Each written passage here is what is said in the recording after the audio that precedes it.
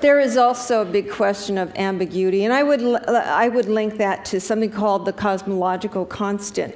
You don't know what is operating, but something is operating there. And ambiguity to me is very uncomfortable in my life, and I have it. Moral ambiguity.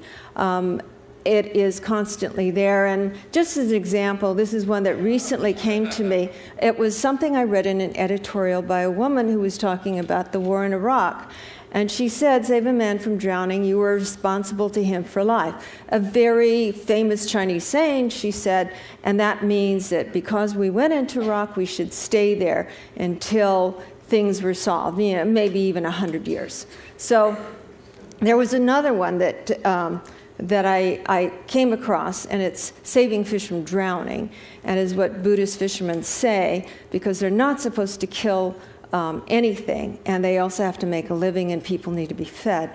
So their way of rationalizing that is they are saving the fish from drowning, and unfortunately in the process the fish die.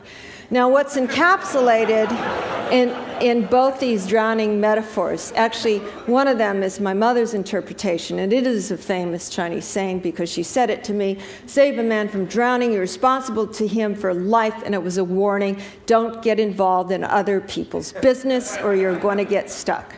Okay, I think if somebody really was drowning, she'd save them. But both of these sayings, saving a fish from drowning or saving a man from drowning, to me they had to do with intentions. And all of us in life, when we see a situation, we have a response, and then we have intentions, or there's an ambiguity of what that should be that we should do, and then we do something, and the results of that may not match what our intentions had been. Maybe things go wrong. And so after that, what are our responsibilities? What are we supposed to do? Do we stay in for life, or do we do something else and justify and say, well, my intentions were good, and therefore it cannot be held responsible for all of it. That is the ambiguity in my life that really disturbed me and led me to write a book called Saving Fish from Drowning. I saw examples of that. Once I identified this question, it was all over the place. I got these hints everywhere. And then, in a way, I knew that they had always been there. And then writing, that's what happens. I get these hints, these clues, and I realize that they've been hard, they've been obvious, and yet they have not been. And what I need, in effect, is a focus. When I have the question, it is a focus. And all these things that seem to be flotsam and jetsam in life actually go through that question. And what happens is those particular things become relevant. And it seems like it's happening all the time. You think there's a sort of coincidence going on, a serendipity, in which you're getting all this help from the universe. And it may also be explained that now you have a focus, and you are noticing it more often. But you apply this, you begin to look at things having to do with your tensions, your brother who's fallen into trouble, do you take care of him, why or why not? It may be something that is perhaps more serious, as I said, human rights in Burma. I was thinking that I shouldn't go because somebody said if I did, it would show that I approved of the military regime there. And then after a while, I had to ask myself, why do we take on knowledge? Why do we take on assumptions that other people have given us? And it was the same thing that I felt when I was growing up and was hearing these rules of moral conduct from my father, who was a Baptist minister. So I decided that I would go to Burma for my own intentions, and still didn't know that if I went there, what the result of that would be if I wrote a book. And I just would have to face that later when the time came. We are all concerned with things that we see in the world that we are aware of. We come to this point and say, what do I as an individual do? Not all of us can go to Africa or work at hospitals. So what do we do if we have this moral response, this feeling? Also, I think one of the biggest things we are all looking at and we talked about today is genocide. this leads to this question. When I look at all these things that are morally ambiguous and uncomfortable, and I consider what my intention should be, I realize it goes back to this identity question that I had when I was a child, and why am I here, and what is the meaning of my life, and what is my place in the universe? It seems so obvious, and yet it is not. We all hate moral ambiguity in some sense, and yet it is also absolutely necessary in writing a story. It is the place where I begin. Sometimes I get help from the universe, it seems.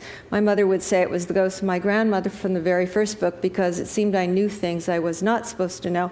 Instead of writing that the grandmother died accidentally from an overdose of opium while having too much of a good time, I actually put down in the story that the woman killed herself, and that actually was the way it happened. And my mother decided that that information must have come from my grandmother. There are also things quite uncanny which bring me information that will help me in the writing of the book. In this case, I was writing a story that included some kind of detailed period of history, a certain location, and I needed to find something historically that would match that. And I took down this book, and first page that I flipped it to was exactly the setting and the time period and the kind of character I needed. It was a Taiping rebellion happening in the area near Guilin, outside of that, and a character who thought he was the son of God. You wonder, are these things random chance? Well, what is random? What is chance? What is luck? What are things that you get from the universe that you can't really explain? And that goes into the story too. These are the things I constantly think about from day to day, especially when good things happen, and in particular when bad things happen. But I do think there's a kind of serendipity, and I do want to know what those elements are so I can thank them and also try to find them in my life. Because again, I think that when I am aware of them, more of them happen. Another chance encounter is when I went to a place. I just was with some friends, and we drove randomly to a different place, and we ended up in this non-tourist location, a beautiful village, pristine, and we walked 3 valleys beyond. In the 3rd valley there was something quite mysterious and ominous, a discomfort I felt, and then I knew that had to be setting of my book. And in writing one of the scenes, it happened in that 3rd valley. For some reason, I wrote about cairns, stacks of rocks that a man was building, and I didn't know exactly why I had it, but it was so vivid. I got stuck, and a friend, when she asked if I would go for a walk with our dogs, that I said sure. And about 45 minutes later, walking along the beach, I came across this. And it was a man, a Chinese man, and he was stacking these things, not with glue, not with anything. And I asked him, how is it possible to do this? And he said, well, I guess with everything in life, there's a place of balance. And this was exactly the meaning of my story at that point. I had so many examples. I have so many instances like this when I'm writing a story, and I cannot explain it. Is it because I had the filter that I have such a strong coincidence in writing about these things? Or is it a kind of serendipity that we cannot explain, like the cosmological constant?